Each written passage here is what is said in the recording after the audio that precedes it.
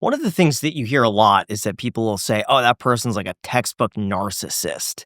How do you tell if someone's actually a narcissist?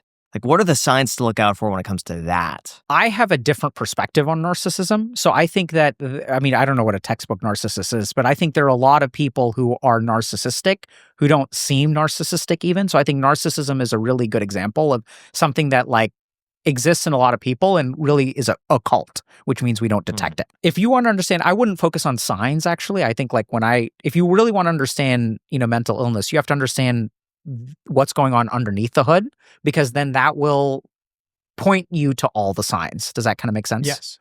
So the first thing is that people with narcissism are insecure on the inside. What's the difference between ego and confidence?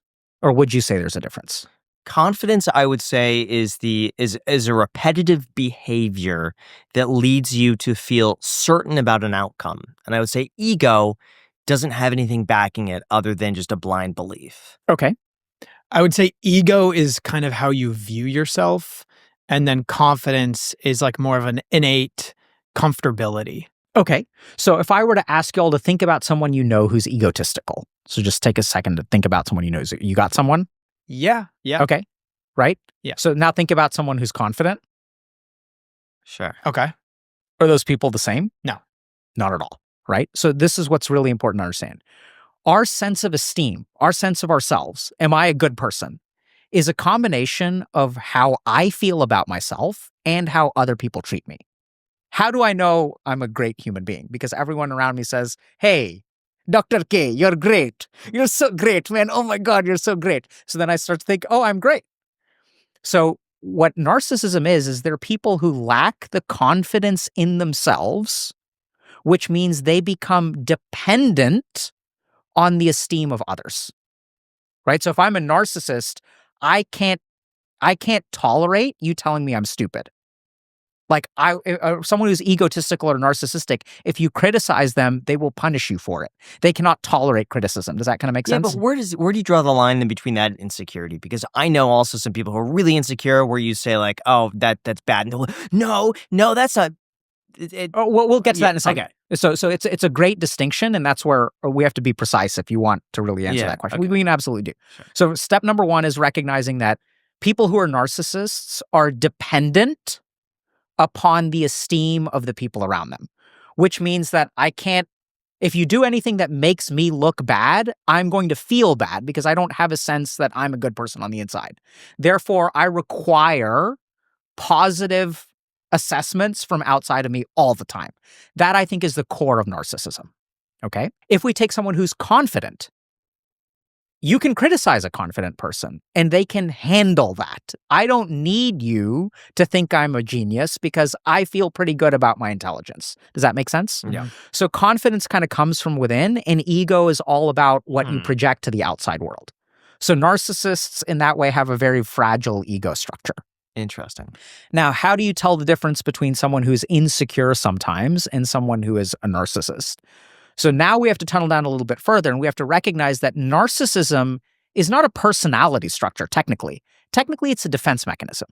So anytime I have an insecurity, right? So we can take a normal person. I'm insecure about let's say, my appearance in a bathing suit. If someone criticizes my intelligence, I'm fine with it. But if someone calls me ugly in a bathing suit, this is my insecurity, so my narcissistic defense mechanism rises. Right? So then I'll say, well, you're ugly in a bathing suit too, or which is much more common. So narcissists won't do things that make them look bad, right? So if I'm concerned about the way that I look in a bathing suit, I'll just never go to the beach. So narcissism is actually a defense mechanism that rises to protect you against an internal insecurity. And what we call people who have NPD, narcissistic personality disorder, are people who use that defense mechanism a lot, but more importantly, their utilization of that defense mechanism is so severe that they have difficulty like maintaining relationships in life. They get divorced, they get fired, they become CEOs, they become billionaires. All kinds of problems can arise from narcissism. Would you say that most billionaires are narcissistic? No. Do you think they have a higher likelihood of being a narcissist or no? Do you see any correlation? I think they use the narcissistic defense mechanism, and they have some of that personality structure they have a greater amount of that personality structure. And I've worked with a couple, like in my practice. What about for sociopaths? What 'Cause about? I heard that there's a higher percentage of billionaires, like people with extreme 100%. wealth that fit that criteria because they need to be so cutthroat when it comes to like people, business, money. Yes and no. So this is also where we have to be precise with our language. So when you label someone a sociopath, I think what that means in technical terms is that they have antisocial personality disorder. But sociopathy is a spectrum. It's not just billionaires. Surgeons test highly on the sociopathy spectrum. Psychiatrists test super high on the sociopathy spectrum. Can y'all guess why? They would exert a lot of power on other people, right? They would Is it have a lot because of you have to influence on remove your people. emotions for your job? It's more that than that, Okay. right? So if we think about a sociopath, the definition of a sociopath, or not the definition, one of the key things that's different is they lack the capacity for empathy. So we have like a fundamental internal check, right? So like if you look at people with antisocial personality disorder, a common trait is that they will torture animals as children. So I don't know if you like, I mean, I can't remember torturing an animal, but like if a kid is taking a knife to like a pet, that's not common, right? And so if you think about that for a second, why isn't it common? It's not because you have to teach children. It's not like kids start out doing that and then we tell them culturally that's wrong. It's not cultural conditioning. Human beings have an empathic circuitry that like makes us reluctant to hurt people or animals unless we need to. So that kind of circuitry, that capacity for empathy, the capacity to feel someone else's pain is diminished in people who are sociopaths. So there's a really interesting test for that too. If I yawn, it's not a real yawn. You guys can tell the difference. But if I yawn, I don't know if you guys know this, yawning is contagious, right? So sociopaths do not contagiously yawn. So if one person yawns and everyone else around the table yawns and one person doesn't yawn, it like there's studies that show that because you're not tired, right? You're not, it's just I'm yawning and suddenly you feel like yawning and like what the hell is going on?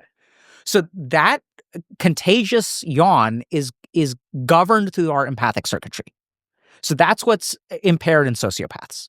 So when I'm a psychiatrist and I have patients, so my mom, is becoming a psychiatrist. She's like, oh, like that's not good. You're going to go crazy, right? Like you're dealing with crazy people, you'll become crazy.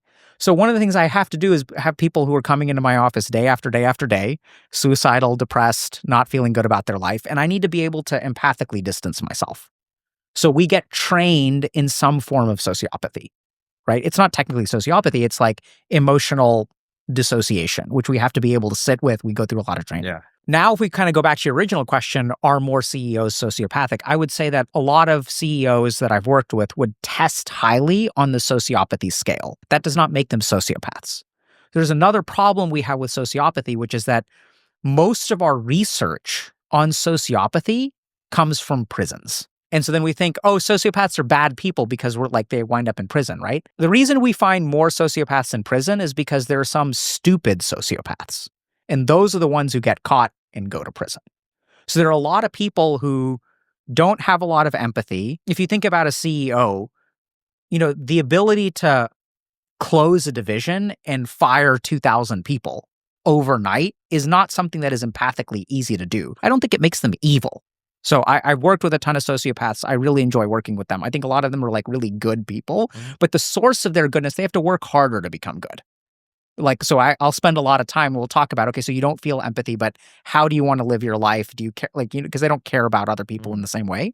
And I don't think they're bad people. I think that there's a lot of problems with sociopathy because a lot of the information that we have comes from a particular slice of the population, which is like a poor representation, if that kind of makes sense, right? It's kind of like if we looked at prisons and we saw a bunch of black people, we can't infer that all black people are criminals. That's a stupid inference. In the same way, we sort of look at all these sociopaths and we think they're evil, but we're largely looking at criminal populations. And there's a lot of sociopathy in the rest of the world, which is also like evolutionarily selected for. If you were to remove your empathy and give the sociopath answer to this question, I want to hear what you have to say. Which mental disorders should you stay away from in a relationship? If you're going around and you're dating, which ones, as soon as you see some indicators, should you just get out? I say this as from the sociopathic, not from the empathic perspective. Yes. I think none. Why would you say none? Because I think they're far more solvable than people think. Narcissism, Oh yeah. bipolar. Yeah. So BPD, I don't, depression. and I'm not saying that because I'm a good person. It's kind of like, how many flat tires should your boyfriend or girlfriend have before you break up with them? Right? Like, if they have a flat tire, like, you can fix it. Does that make sense? Like, it's not a reason to break up with But someone. they have to also want to fix it. Well, we'll get to that in a Yeah, second. well, So I think- you're asking, right? Yeah, but it's I feel like you can't correlate the two. It's like, how many issues do you have to have with your engine on your car before you say, you know what, I just want to go with a different car? Fine. Right. But I think the biggest reason, if you think about the premise of that question, it presumes that the state is not solvable. Right? That's why you would walk away. Mm-hmm. It's or like, it's just or it's it's just too a difficult, lot of effort. it can be a lot of effort. Absolutely. So I mean, I say this, and I say this because, like, more based on data, right? So I'm a psychiatrist. I deal with mentally ill people every day, or people who have been diagnosed with mental illnesses, which is a conversation or maybe we can get into. But I think that this is a big problem right now, is that people will define someone's future based on a diagnosis, right? So you're saying, like, okay, if I end up with a sociopath, like, that's a deal breaker, which I totally understand that perspective. But if you're asking my opinion, like, if one of my daughters was dating a sociopath and I knew they were dating a sociopath, I would assess the sociopathy, because I think one of the best things you can ever do depends on what kind of sociopath you end up with. If a sociopath is invested in your relationship, you have probably one of the most powerful allies you can have on the planet. I want you to think about, if you were married to someone who's invested in your relationship and they don't care about killing people, like, that can be really good for you. They don't care about hurting people. Like, they're on your team, but they're, like, very vicious when it comes to the rest of the world. And I've seen relationships like this. And it's like the lengths that, like, once you fuck with my people, like, they don't hold back. So I think that there's some presumptions there where, and I'm not suggesting that, you go and harm other people if you're a sociopath. What I mean is that I think there's a lot of assumptions about these conditions. Like, if you marry a sociopath, that means that they are going to manipulate you. You understand that connection? But that's not necessarily true. So there's some assumptions we make about these people. And sociopathy can be improved too. Not quite in the way that narcissism is. Like, I think narcissism can be cured. BPD can be cured. Sociopathy, probably not cured in terms of the fundamental. But these people can live completely fulfilling lives and can live like normal lives. This is something that a lot of people accurately self-diagnose. No. Not at all.